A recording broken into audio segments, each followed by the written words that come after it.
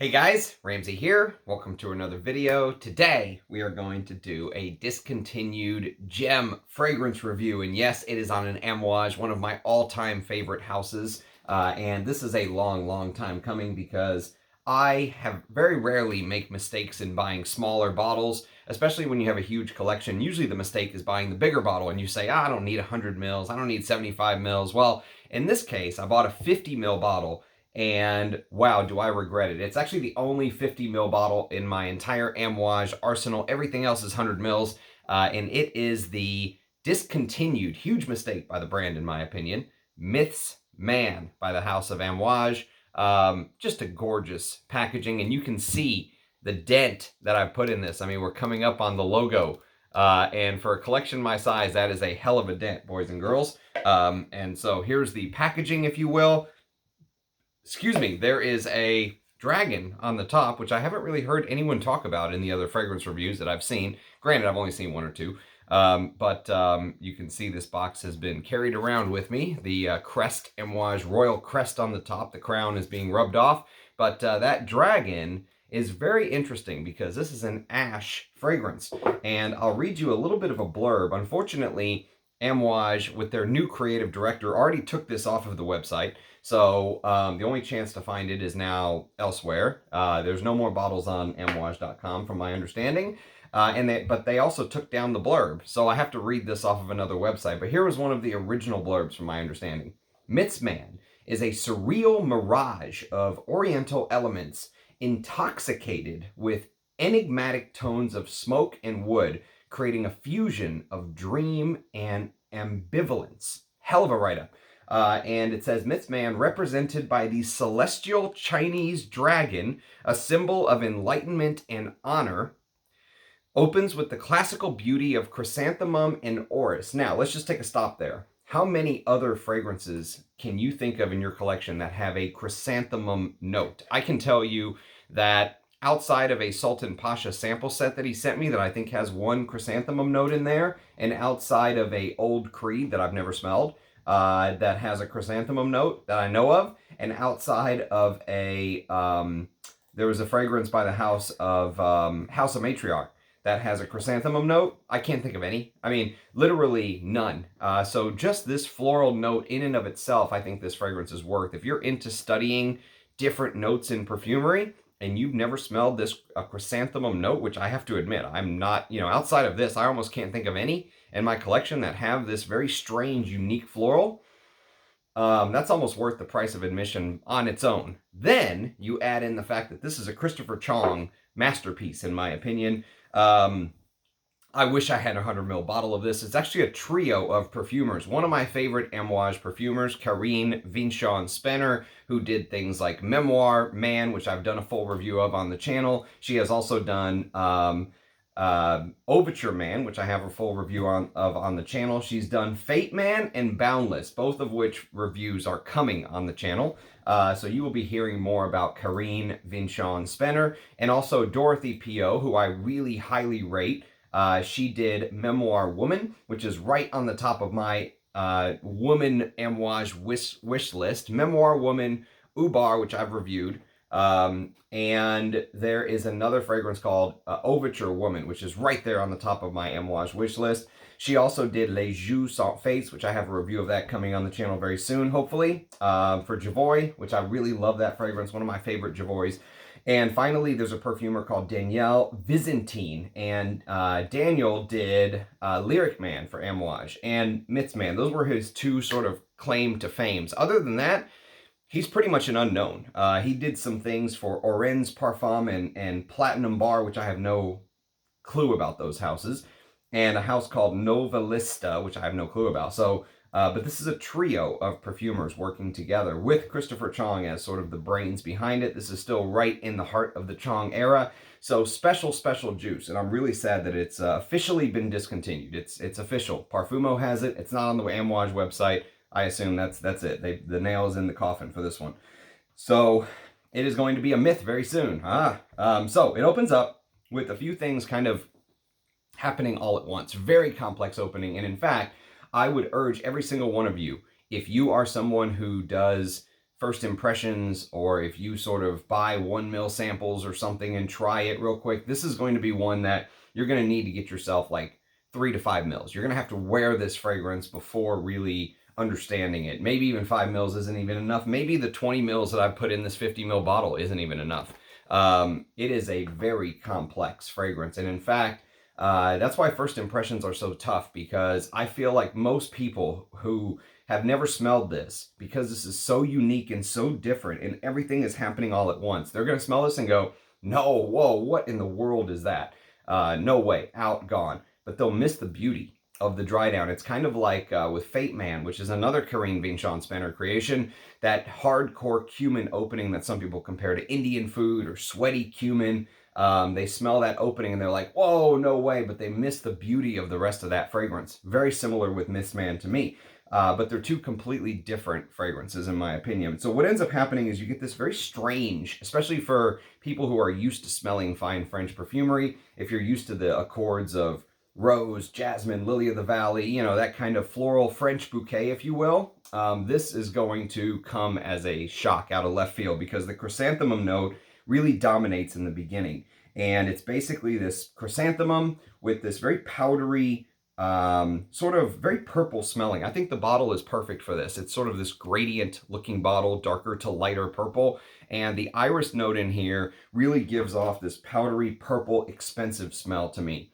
From the very beginning, you're kind of hit with it. And underneath, you get this smoky, smoldering feel. And the smoldering feel basically comes to the fragrance further and further into the dry down. And that is the beginnings of the ash note beginning to make itself known. Now, the ash note, the quality of the ash note here is just absolutely mind-boggling, okay? Because most people, when they think of ash, they think of smoke.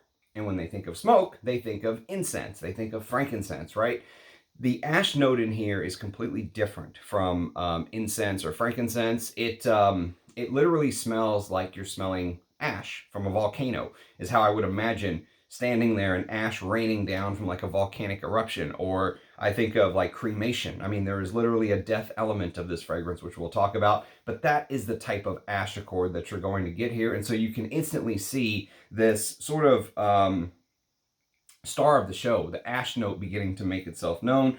And it begins to blend itself with leathery, ambery bits that some say smells like the baby, like it's a baby brother to its big brother, which is Interlude. And if you just take a look at the boxes, Interlude Man, which I will review very soon on the channel, or at least maybe do like a comparison video, Interlude Man versus Interlude Black Iris versus Interlude 53. I think that would be a cool video.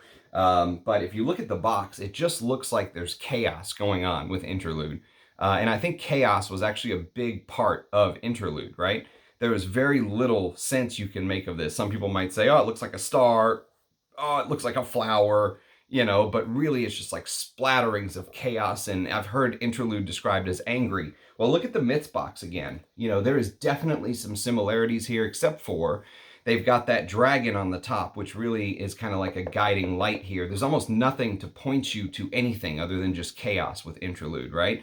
And so Myths and Interlude, to me, definitely share some similarities. There's no doubt about it. I get lots of similarities to Interlude, which we'll talk about later on in the review. But from a 30,000 foot overview of the scent, that is basically the scent. Now, I must warn everyone who has never smelled Myths Man.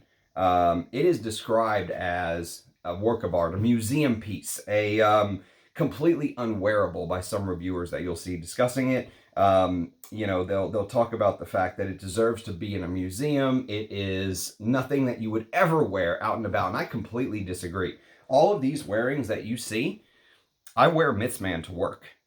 This is something, a lot of these wears have been to the office. And now granted, I will take the chance and wear stuff that most men, no way in hell would they ever wear to the office, okay? But for me, I disagree that it's an out and out museum piece. The opening can be challenging, like I said, especially the opening. I think once you let it dry on your skin and once you give it more and more chances to sort of, you know, get your nose accustomed to what you're smelling, because it is so different and so artistic and out of left field, that you'll begin to love it more and more as time goes on. So you really have to give it time. This is one where if you smell it, especially if you're a fan of other Amouages, if you're a fanboy like me, don't do what I did with Figment Man and smell it and go, nope, not for me. And then you come back to it years later and you're like, oh my God, what a mistake I made. So don't do what I did with Figment. It took me a long time to realize my error. And with this being discontinued, this is definitely one that you don't have very much time to realize if you've made a mistake with it. So that's one I would urge people to kind of stick with. My recommendation is put it aside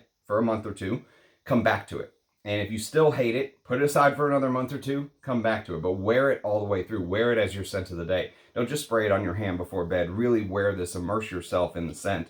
My guess is that you'll be smitten with it eventually if you're an Amouage fan, especially if you're a fan of Christopher Chong's work while he was at the head of, while he was the creative director there. So the chrysanthemum basically adds this sweet, mentholated smelling floral note to the composition. And when mixed with that ashiness, okay, I've heard this referred to as like a gunpowder floral accord. Very interesting description of it, actually, because there is definitely something to that. I could see this gunpowder floral accord, which ties into the death side of things, which we're going to talk about very soon. And others, and this is probably my favorite representation of just how artistic this fragrance is, have said that chrysanthemum is a funeral flower in many countries, okay? In places like Asia, Italy, many countries throughout the world view chrysanthemums as something that you give to someone who's in mourning, right? For a loved one passing away. And so chrysanthemum is seen as a sign of death, basically, in many cultures. And when you mix that death with the ash, like I mentioned earlier, cremation and that kind of thing, you get this reference of kind of what I'm referring to, where, you know, some refer to it as a nightmare, some refer to it as a very artistic, you can see kind of the life and death combination with Myths Man. And I mentioned earlier that the celestial Chinese dragon is a symbolment of enlightenment and honor, right? Very interesting that the different cultures kind of view these different symbols in elements differently, basically. And so some have referred to this as being a literal nightmare on your skin. I've heard someone refer to it as being in a funeral with these purple curtains that look like they were designed by someone that had no taste at all. I mean, they literally described it as making them want to vomit. Some of the descriptions with Myths Man are hilarious. I've seen some people mention that there's like a urinal cake aspect of this, which I actually don't get at all. I think I can see the urinal cake aspect in something like Koros, YSL Koros, but I can't see the urinal cake aspect in Myths Man. Not for me. I just don't see it. It's not something that I really pick up on, although maybe I can twist my brain enough to see how someone else could see it. But for me, my nose just doesn't focus on the urinal aspect of this fragrance at all. But you're getting the idea, right? Imagine urinal cake. Imagine, I showed this to somebody once and they said that it reminded them of Ash Wednesday. You know, if you're Catholic, you have Fat Tuesday where you celebrate, and then you have Ash Wednesday where they put the ashes on your forehead, right? And it reminds them of Ash Wednesday and sort of the ashes being on their skin. There's definitely a side of that. There's no doubt about it. And so you can see all of these different comparisons that I'm giving you. People mentioning that it belongs in a museum. People mentioning the artistic side, the aspect of, you know, thinking about how short our lifespan is on this planet, right? There's a season for everything. There's a season for life. There's a season for birth. There's a season for marriage. There's a season for death. And this fragrance kind of is a artistic representation of that. And so I think slowly a few notes, what you're going to find as you wear the fragrance is slowly a few notes will sort of begin to come to the forefront as the fragrance dries, right? So initially you get that sort of heavy chrysanthemum iris combination. The iris is very powdery and purple and elegant smelling, but it's mixed with this very strange floral note. And then what begins to make itself known is this booze and leather combination. And actually, Sometimes you don't even have to wait into the dry down to get the booziness. Sometimes I get it much earlier. Other times I don't. I think this fragrance is very dependent on the weather.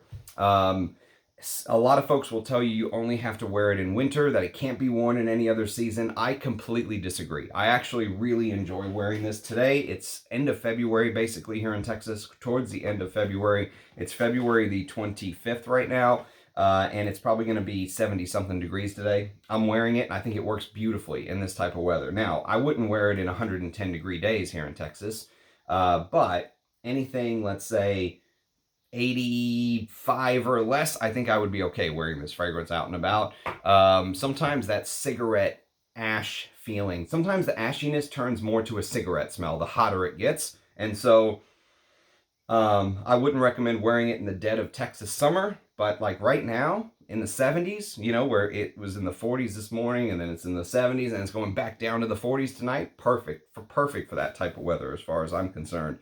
And like I said, sometimes the booze note makes itself known a little bit sooner. It's almost like, speaking of representations, when that booze note makes itself known early on in the fragrance composition, when the life of the fragrance, it almost feels like, okay, grandma died. She lived a fantastic life. You know, obviously everyone was expecting her to die. She was in her 90s. It wasn't like she died young. She lived a whole life, and now the family is going to get together and celebrate. And we're going to celebrate by getting absolutely plastered, which is a you know, in many cultures, that's what some folks do in the family, especially in places like Greece and stuff like that. But the booze note early on definitely gives that celebratory, we're going to get plastered after the funeral vibe.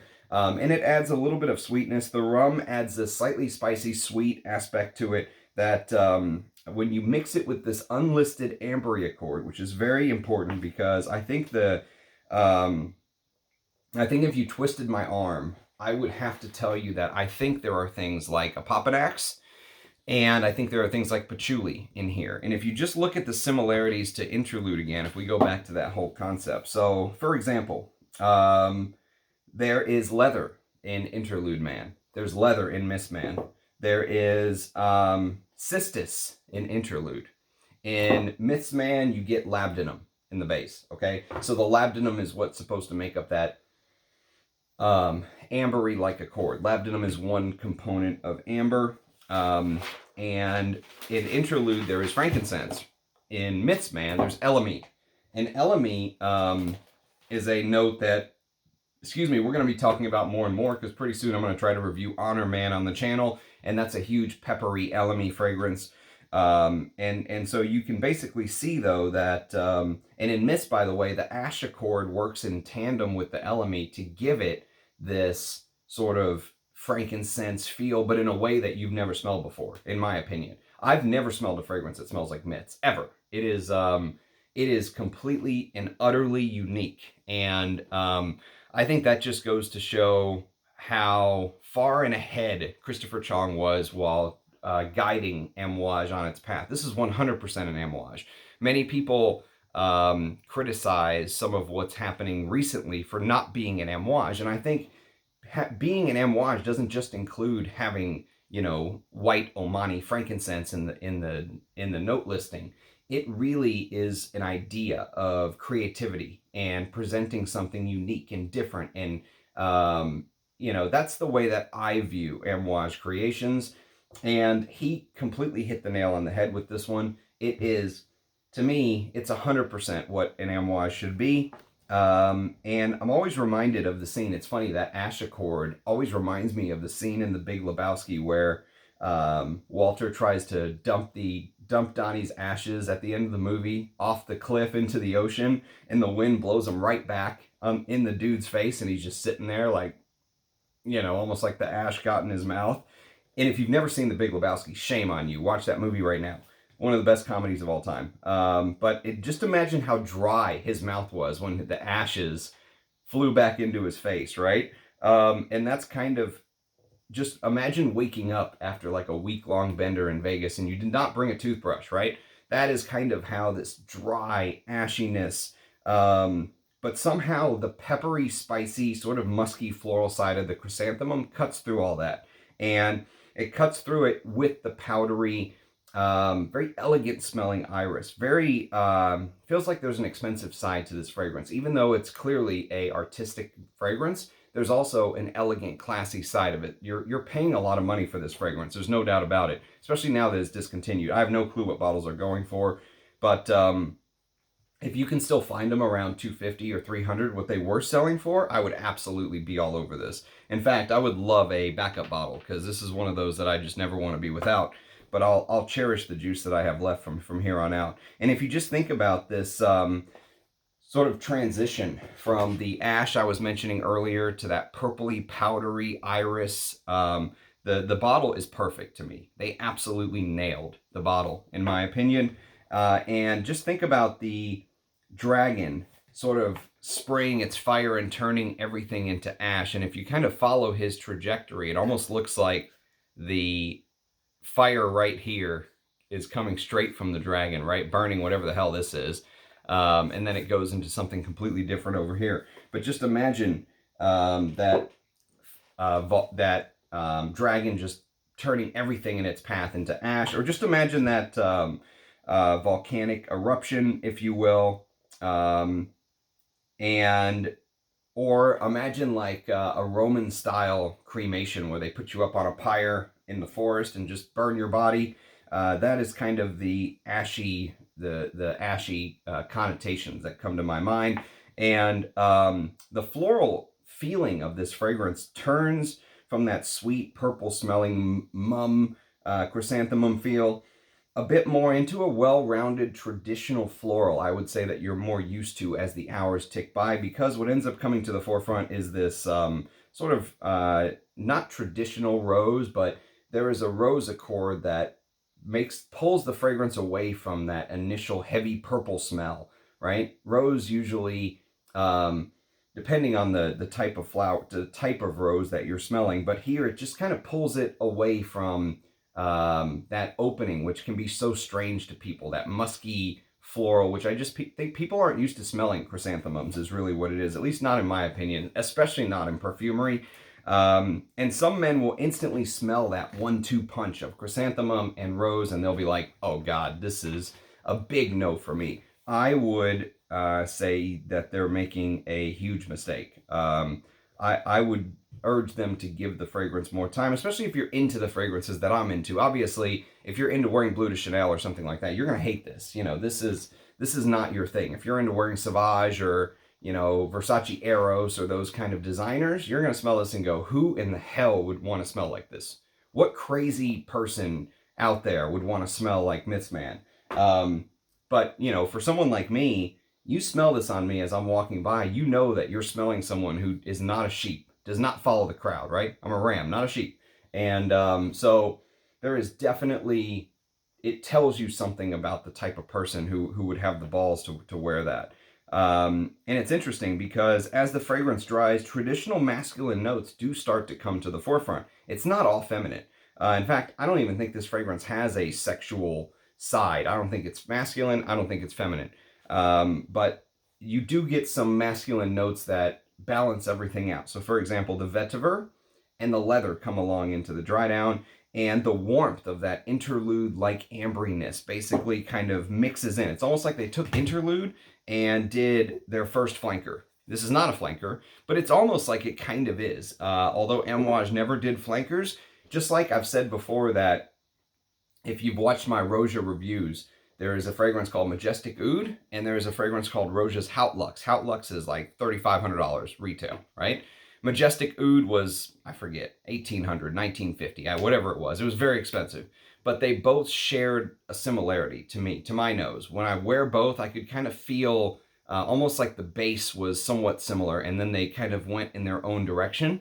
And so I've reviewed both of them on the channel. You can check it out. But there's some similarity with Amouage here, with these two, in my mind. You know, same fragrance house, using little bits and pieces from what they've done before in creating something, what they call is completely different. But I see, you know, a common string that you can kind of tug on between the two fragrances. And just the warmth, I would say, and ambriness of Interlude, and the mysterious, dangerous side of the rum note. You know, that boozy rum note that makes someone just kind of stop and question. you know, what's this note that is smelling on this person? And the ash note makes it so much more than just this floral nightmare that some people try to make this fragrance out to be. And the ash note can take your brain in so many different directions and paths, right? I mentioned the dragon imagery. You know, just imagine shooting fire, turning your enemies into ash, right? There's that life and death side of things. I mentioned the gunpowder floral side earlier, and also the ash note really reminds me, like, if you want a great example of the way that the ash note really wears in this fragrance, because I can't stress that enough. It is completely different from smelling frankincense or incense. Is, if you remember, in the 1980s, there was a eruption from Mount St. Helens, and it threw ash. People woke up in the morning and they had a thin layer of ash on their cars from New York to Europe. You know, it was basically Mount St. Helens threw a huge amount of ash up into the atmosphere, and it just rained down all over the world, basically. And so just imagine that thin film of ash on someone's car in New York, right? And that is kind of what the ash accord feels like in here. And the other thing I should mention before we close this review out is that I heard it once said, and it stuck with me forever, that the bits and pieces and how strange Myths Man are, they really work to enhance any leather goods that you're wearing. So if you're wearing like a leather belt or you have a leather wallet you pull out when you pay, you have leather boots on or whatever it is, right? That it enhances the leathery side of some of the items of clothing that you wear. And I think there really is something to that because of the leathery aspect of this fragrance. And I really like that side of it. I like the leathery side. The cigarette smoke side, when it gets too hot, you know, I could take it or leave that, but I understand the artistic side of this. I mean, the representation on the box is perfect. You just see all of these different, you see these lines that almost seem like they make no sense at all, but they're a great representation of the fragrance to me. And then, of course, you have the dragon on the top, representing the celestial Chinese dragon, like I mentioned earlier. Very, very interesting stuff. Very sad that the new creative director, the Fishman, has taken Amouage in a direction that is away from creating this type of artistic perfumery. There are, feels like, hundreds of brands out there that are doing stuff that sell for niche money, $250 to $500, that feels like a designer, right? Amouage was doing something that, in order to feel and wear like an Amouage, it was supposed to be distinct and unique and challenging and artistic and take you somewhere that no other fragrance has ever done. And that's exactly what Myths Man does for me. That's why I say it is a perfect representation of what Amouage is. And there's some people that will say, no, you have to go back to Jubilation Man, or you have to go back to, you know, some of these older Amouages to really feel it, that Amouage already lost their way here. I completely disagree. I think Amouage was just organically growing. And I'm really sad to see Christopher Chong leave at the time that he did, because they were releasing amazing fragrances. I reviewed Portrayal Man on the channel, and I reviewed Overture Man, two of his last fragrances for men. You know, there were other things that he put out after that, but those were two of the last big names that he released for men. And I was really sad because he was, I mean, who knows what else he could have continued to create. It's just really sad to see him gone. I haven't smelled anything at Thameen. I actually reached out to Christopher Chong and said, hey, I want to smell some of your work at Thameen. He said, you got to reach out to like the brand Thameen. And I was like, I'm probably not going to do that. He was like, just do it. I was like, fine. So I reached out to him, never heard back. So I probably, I don't know, maybe I'll get a Thameen sample set one day or something, land on my doorstep. But I would love to see what else he has continued to create. I know Thameen is not Amouage, and so I'm not expecting it for him to all of a sudden turn that brand into Amouage, but I would like to see what else he's continued to do, just because I was such a huge fan of his work at Amouage, and this is a great example of just, to me, something very special in perfumery. And if you like Interlude, if you like this type of perfumery, check out Myths. And if you've never smelled either and you're into perfumery that is different and off the beaten path, you'll never smell anything that smells like these two, at least in my opinion. These are completely and totally unique and 100% Amouage. They're Amouage through and through. So from the glory days of Amouage, sad to think 2016 was the glory days, but it was. So we're at about the 30-minute mark. I'm going to pretty much cut it off here. I'd love to hear your thoughts, though, in the comments. If you've had experience with Myths Man, let me know. As always, I love the Amouage back and forth in the comments, but really sad that this ended up being a discontinued gem fragrance review, because this should not be discontinued, in my opinion. You know, Amouage has a small enough amount of fragrance. They easily could have continued doing stuff like this and Bracken Man and all that good stuff, but they're going in another direction, a sad direction, that but I'm not going to go down that path again. I've beaten that horse to death, and that's not just me up here bitching is not going to change anything at Amouage, but the good old days of Amouage, Myths Man 2016. So cheers, guys. Thanks for watching as always, and I'll catch you next time. Bye-bye.